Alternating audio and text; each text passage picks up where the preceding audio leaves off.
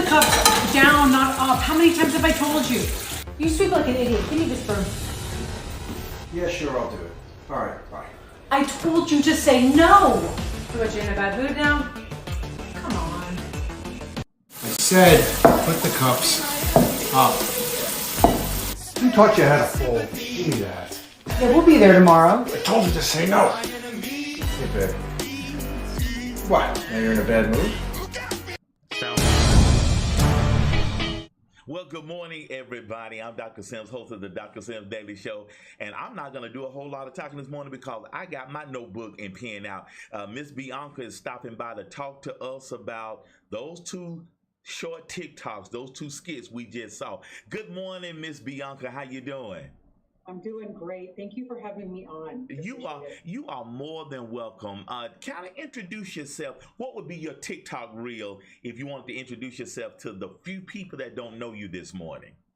Actually, I have one in the very beginning, and I was thinking about this because I think I've transformed a little bit as I've gone through my journey on TikTok. Okay. But really, I think my message is the same. I'm on a mission to be the public's therapist because I find that we struggle with so many of the same things, but when I feel that people come to me one-on-one, they think they're the only one. Hey, hello. Right? And I do so much teaching in my sessions that I said, I could take this and start to teach short segments that people can digest and scenarios. So I'm on a mission to teach people how their mind works, why they feel the way they do, how they think, and hopefully, help them to make sense of their lives. Right. Because when that starts to happen, it's amazing. Okay. Since you said that, and before we unpack the two skits, so how does the mind, the brain work in a healthy situation versus an unhealthy situation? Let's just say, for instance, I do something that just makes you super happy. How do we respond to that? But what if I do something that really angers you? Kind of give us a mental response to both of those. Right. So a lot of times the mind is informed, right? It's formed by experiences that we've previously had. Okay. So it depends a lot. And that's usually what they're like fish in water. We kind of need to come out of the water, dry off a little bit, and look back at the water we came from and start to understand how that really shaped how we see the world and see ourselves. Okay. So when we have emotional interactions with people, ones that are good and ones that are, are negative, a lot about the negative, right? Is if the person that we were raised with, the upbringing that we had, the environment, what we experienced, if they reacted to things that were negative in a negative, unhealthy way, it was yelling, screaming, or doing whatever, becoming really reactive. A lot of times that's going to be the impression left upon us. Wow. And the only, I call emotional learning. Our mind learns emotional modeling. So if we see somebody do something, that's right. Literally it impresses itself upon us. We'll repeat that behavior later. Wow. So that's exactly how it works. So the healthy mind actually is the one that says, I actually feel like that sounded a lot like my mom when I yelled at my kid that way. And I think I want to work on that. Right. And you start to unpack this implicit, like it's happening, and you didn't recognize that it was there until the situation came up. But then you unpack it, you understand it, and then you start to change it to how you want it to be. Wow, that's amazing. Okay, let's unpack these two skits. So what was the inspiration behind these two skits where one, the wife was just kind of on the husband that he wasn't doing right, criticizing, and then you did one where the husband was doing it. Now the one with the husband doing it, man, we get lambasted we get beat up for that because see, you're a bad man. But when the woman does it, it's not received as negatively as when the man does it. So help with the motivation, and what data do you have from both of those scenarios? Yeah, well, so the inspiration for the first one was that I work with a lot of men from my private practice. Okay. And know a lot of men too that have a scenario like that where, and to have been a woman, so there's clinical and experience, and codependency looks a certain way after the honeymoon is over. Wow. Right. So codependency, people usually understand it in the first phase, in the very internal personal phase, but they don't understand it, the context of it for a relationship. Okay. So a woman can become very controlling, feel very overburdened, not know how to say anything about it, and start to take that anger out on chores and her husband in different ways. Okay. Okay. So that was really, it's just kind of a demonstration. I think my acting was, you could say from codependent to narcissist, right, if you really wanted to just take the segments like that. Okay. Okay.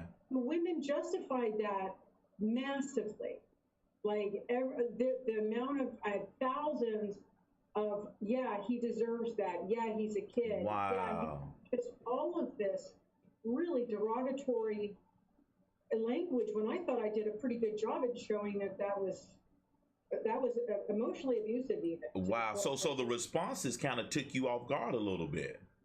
They did. Wow. Wow. Wow. So when the man was doing it, you don't know, turn that cup up. You ain't sweeping right. Who taught you how to fold clothes? Now, what was the response when he did it? So that was why we did it, because we wanted to show that the exact same language is interpreted as abusive when the man did it. And actually, women recognized more so through the man doing it. Wow. That's them. Wow. That's them, and they want to change. And that was I was like, so when you did it, they were able to see it and then really respond. Now, I think that, I'm not sure what happened on the other one, but I thought that was really interesting. I also think it's a little bit of something I call detachment. Like if it's not you that you're looking at and maybe someone else outside of you, it's easier to see. Yeah. You know what? The Bible says it this way. Yeah. It's easier for me to see the splinter in Bianca's eye than the beam coming out of my own eye. But the technical term is detachment. Yeah, that's right. That's good. That's good. That's good. So okay, Doc. When you put your doctor hat on and you examine the data, how did you interpret the data? What did the data tell you as a therapist? It showed me that there was a serious divide amongst men and women within the domestic realm. Wow. Like these are both domestic situations around chores and around taking care of a home and what that's about and how that's done. And I actually found that I really think a more discussion needs to be had by women. I know that the household chores seem to be mundane, but the fact that they are working, the children, and home, right? I think that what I'm seeing is this desire to be responsible for everything, so therefore control everything, and they are, instead of inviting their husbands in to help, or their husbands wanting to help in a way, or seeing this, there's a huge divide. There's a total miscommunication on how to actually run a household together. Wow. So, okay, before I ask you the next big ticket item that I want to chat with you about, so what's the remedy in these two different scenarios in the domestic realm? What would be a great solution to help us manage home a little bit better? Yeah, I think that the main one that I see and what I've been trying to communicate to people the most is that you come into a relationship a lot of times without, number one, personal values. Right. You're sharing something and you're assuming something, and I don't really think people have defined their values. Like, how am I going to show up for this relationship? How do I want my partner to show up? Right. What am I looking for, in this relationship as far as intimacy is concerned, helping one another, communication. So I think having a real conversation about these things is so important, because it also helps us define boundaries, right, and start to coordinate. not just compromise. I'm really not huge on that word, but more coordinate our efforts and find out like where my strengths are and your strengths are. Right. And so we can work that out. So I really say it's a pretty serious conversation that happens over time, but you have to have a plan to do it. That's right. You know what? It's amazing, and I tell people a lot of times, Doc, we do not take man classes and women classes or relationship classes on how to get along with the other person. And regardless of the type of relationship it is, we don't necessarily take relationship classes. Why do you think that is? And we are really floundering, and I like your fish out of water reference a few moments ago. We really flounder when it comes to relationships. And why is that? Well, I think you're completely right, and because we don't have any prior understanding of relationships other than the ones that we grew up with. Yes, ma'am. Yes, ma'am. And then the ones that we are also privy to in books, cartoons, whatever, the rom-com, and all of that. So if we didn't have a good relationship model for us as children, we're still going to learn that relationship model. Okay. No matter what. You can, but we're going to build a fantasy. That's good. That's good. Of the ideal relationship that we're the Walt Disney version. Yes. And then we're going to go and try to find that, but have that old relationship style coming in. And it's utter disappointment. It's a lot of this that what we're seeing, just complete emotional dysfunction. Wow. And then, I could go on, but as far as then escalating, I find one of the things that I really do want to say is that escalating an issue, like, okay, so my relationship isn't working out very well, but if I marry her, she'll calm down. Wow. And then the marriage isn't working out, but maybe we'll have a baby and it'll calm down. Wow. Escalating the situation to higher levels of commitment, thinking that doing something is going to get her to calm down, is a very common thing men do. Okay. And they get themselves buried in, what do I do next? What do I do next? And I'm like, wow. There's no more doing. There's no more doing. No.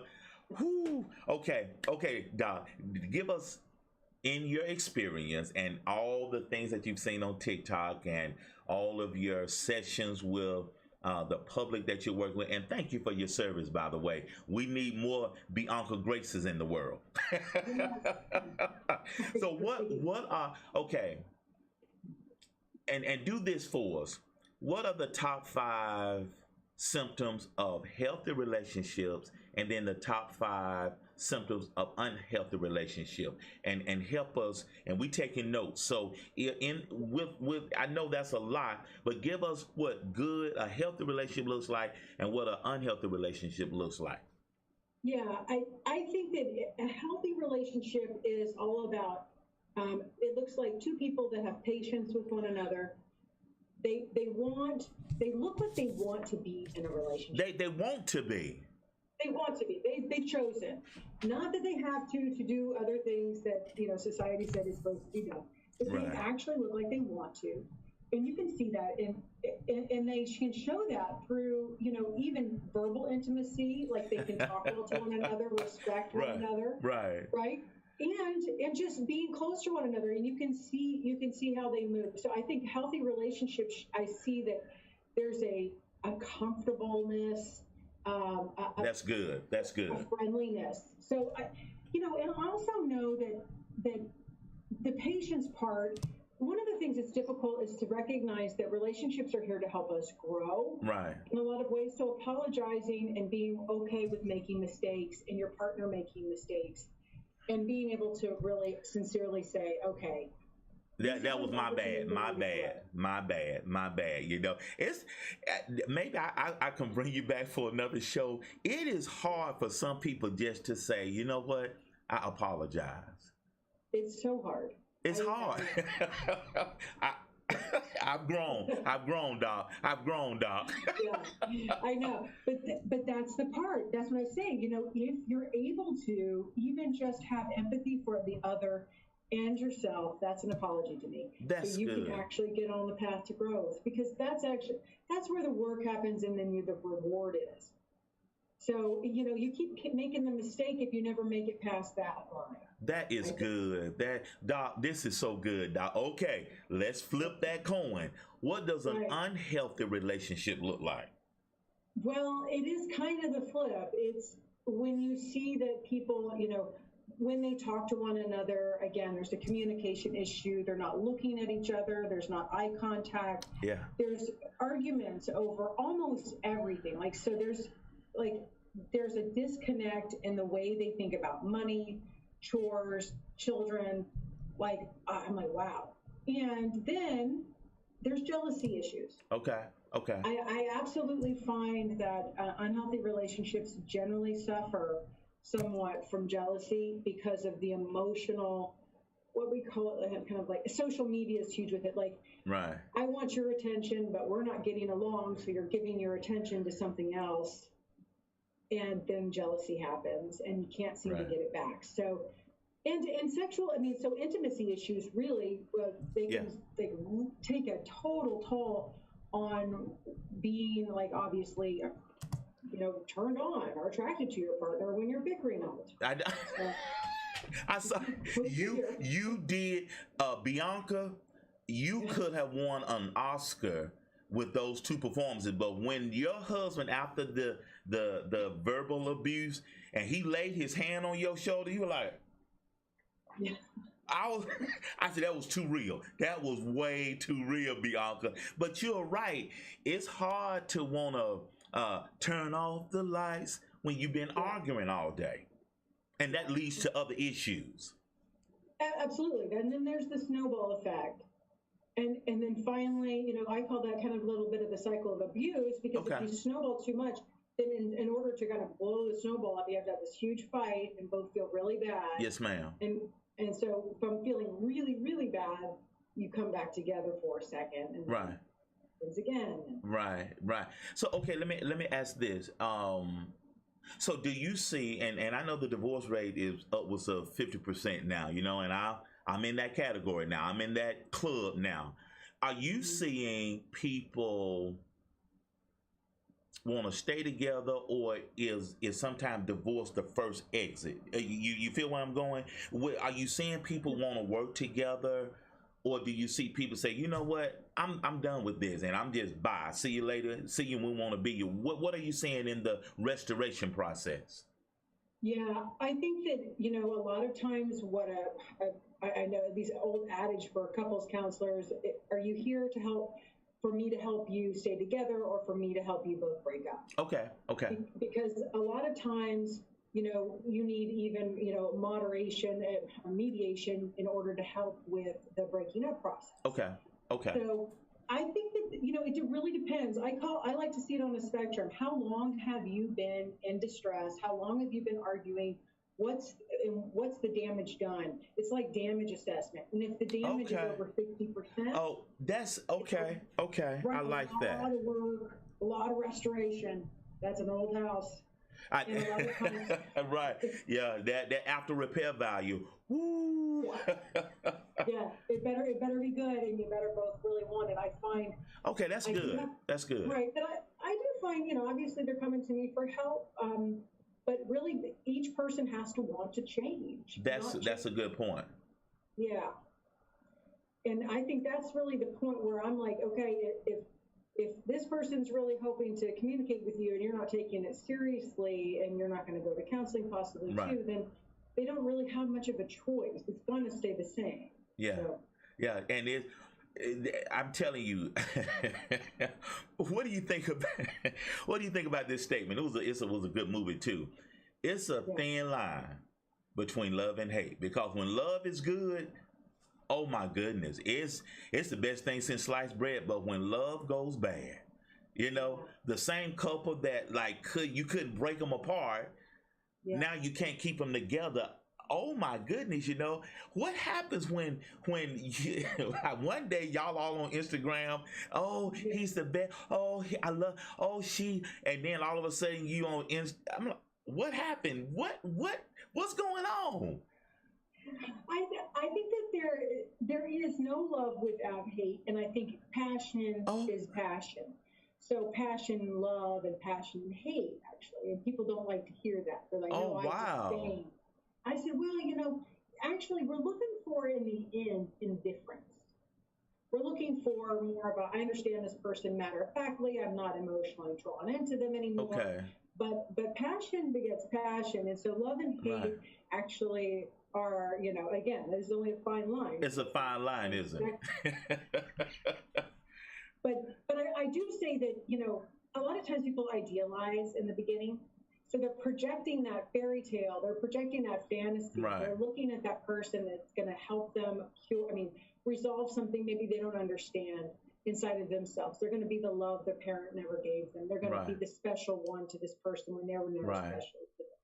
So they idealize and project that on the person that they're, chemically too falling in love with. Of course. Like love psychosis, right? So, but at the same time, like I said, this is why I think relationships, you've got to prepare for the fact that you're most likely, even though you love one another, are going to have a lot of old, like relationship style and trauma stuff come through. That you're going to want to have a partner that's open to working with that. That doesn't mean you have to be in therapy. But it does mean you have to educate yourself, because there's no way either one of you are going to know how to swim through the shores. Or swim to the shore on that one. But there are so many books. That's good. There's so many courses. Oh my gosh, we've never been in a time where, I could go on and on about all the resources that are out there just at your fingertips. So. That is good. So what's one resource, what's one book that you would suggest everybody pick up and read when it comes to relationship? Do you have a go-to? The Gottman technique is a very popular technique for communication. And I did the video with 5 books on communication. Okay, good.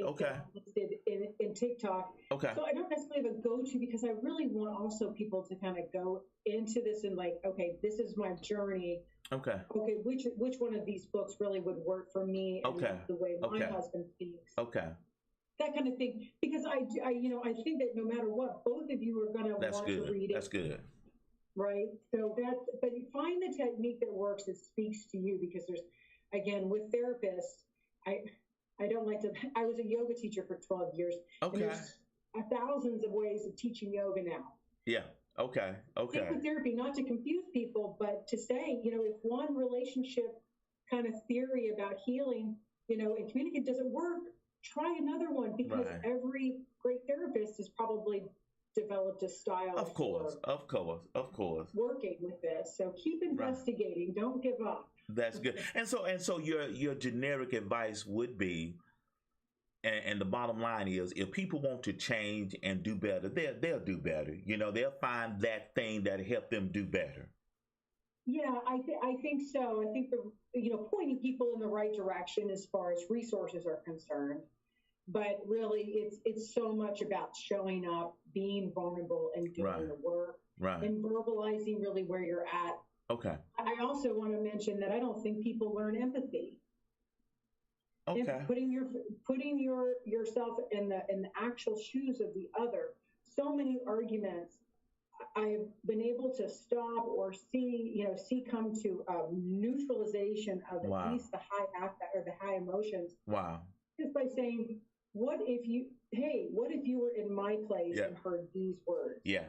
I do a lot of role play with my clients, and to your point, it stops them dead in their tracks and you know what's so funny, Bianca, when you do that, to your point, when you do that, they have an aha moment, because they verbally repeat what the other person is going to say, and it takes them both off guard. They be like, yeah, you do listen to me.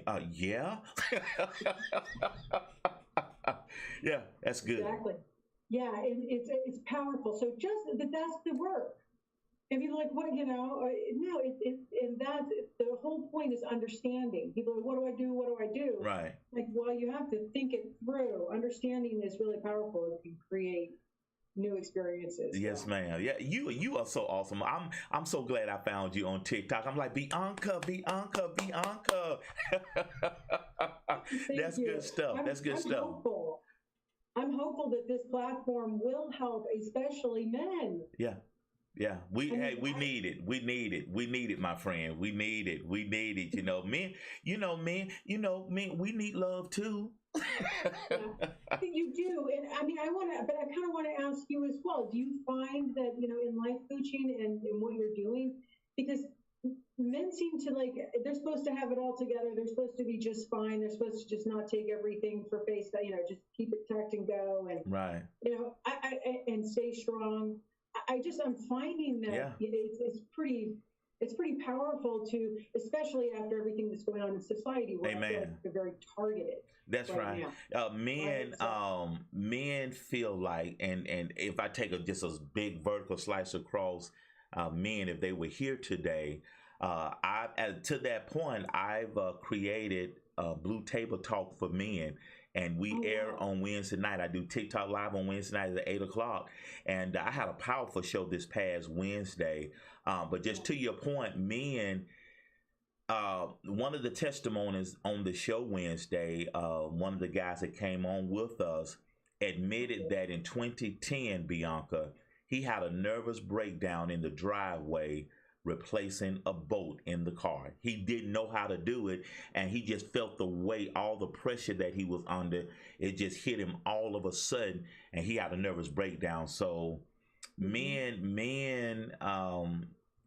we need help. And a lot of times men, there was another TikTok, a young lady stitched a lot of men together, and they basically said they didn't have anybody to listen to them. They didn't have anybody to go to, because we're taught, and the societal dialogue, the societal teaching is we're Superman. I got a Superman outfit under this shirt, and I got broad shoulders. I can leap a tall building. I can dodge bullets.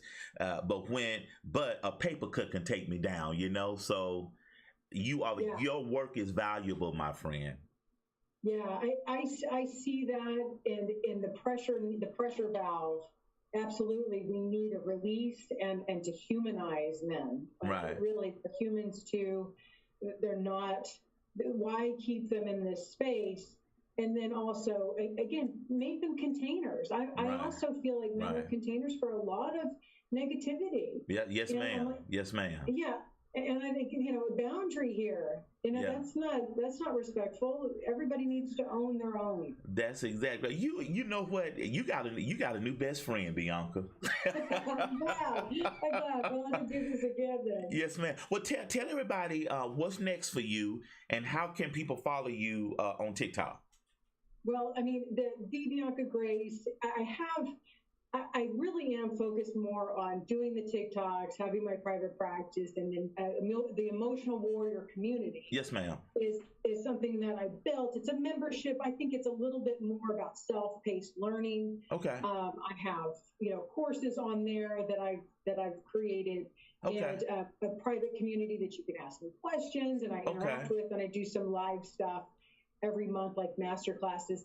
But it's funny. I think people are a little bit exhausted from being online so much. So that's a long-term thing, and it'll always be there for people if they're more self-learners. But other than that, I really think teaching and waiting for the book that I'm trying to write. Really? Yeah. What? How far along are you? Well, it's funny. I have the subjects from this data that I'm getting, from all of this interaction, I'm seeing what needs to be addressed most. And as far as getting into a relationship, really, that's what it's going to be about. And I have a lot of, excerpts and things that I've been writing along the way. That's good. As far as, I really think people need to take more time understanding themselves and their partner before getting married. I totally agree, my friend. Well, listen, do you have children? I do. And Happy Mother's Day. Thank you so much. You are more than welcome, my friend. You are more than welcome. And thank you for being with us here a few moments on the Dr. Sims Daily Show. And definitely we got to have part 2. Yes, I agree. Let's do it. Thank you so much for having me on. Yes, ma'am. Well, listen, everybody, that was Bianca Grace. Y'all follow her on TikTok. She's phenomenal. We're going to run to a quick break and we'll be right back. Hey now, if you'd like to donate today to the Dr. Walter Sims Show, please donate at Cash App, $Walter H. Sims. Yes, that's Cash App, $WalterHSims. That's Cash App, $Walter H. April is my anniversary month. Anniversary month, Dr. Sims, what are you talking about? Yes, April is the month where I reclaimed my life, began to follow my passion, and to begin to take my life back. 30 years, I was working at a nuclear plant for 30 years, and 8 years ago this month, I got fired. You know, I was making good money, but I wasn't fulfilled. And so in parallel, I had begun coaching and encouraging people to take that leap of faith and jump out the airplane if you have a parachute or not. And that very thing happened to me. And little did I know how much fear that caused me, how much anxiety arose, and how much the fear of the unknown. I just didn't know what I was going to do. And so I got in touch with a life coach, Tammy Burnell, and Tammy Burnell helped me craft what it is I'm doing now.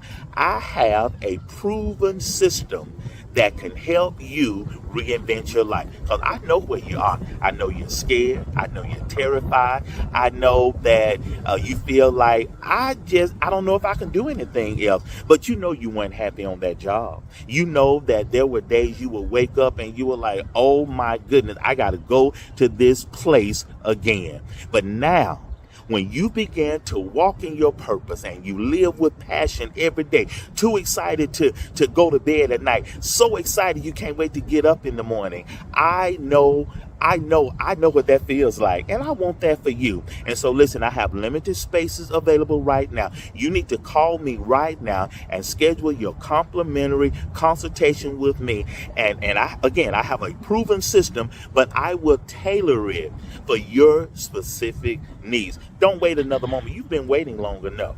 You don't know whether to go left, right, go straight. Trust me, you're in good hands with me. I can and I will help you.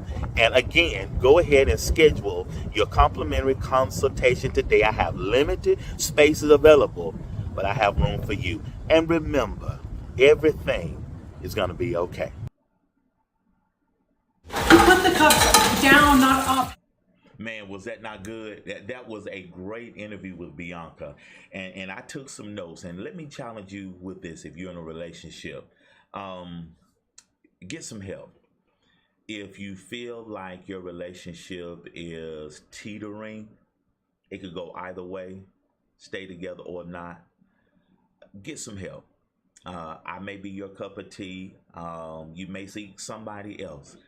But whatever the case may be, get some help. Before you're thinking about getting into a relationship, you've just come out of a relationship, you're thinking about going into another relationship, I challenge you to get some help. No man is an island, no man stands alone. I learned that poem in the 10th grade, and you can imagine how many years ago that was. But I challenge you to get some help. And I mean, this may be your first time getting married, and you guys are you can eat each other up, and you're just excited. I challenge you to get some premarital counseling. I call it premarital coaching. I have a workbook, and it's on my website, drwaltersims.com. But relationships are serious. I mean, if you guys argue more than you love each other, if you fuss more than you are able to talk to each other, it's an issue. I have what we call, and I give this to my couples, a no judgment zone. Have a time during your week, and you can do it once or you can do it every other day. You can do it every day if you like, as you unwind, as you lay on your pillow together.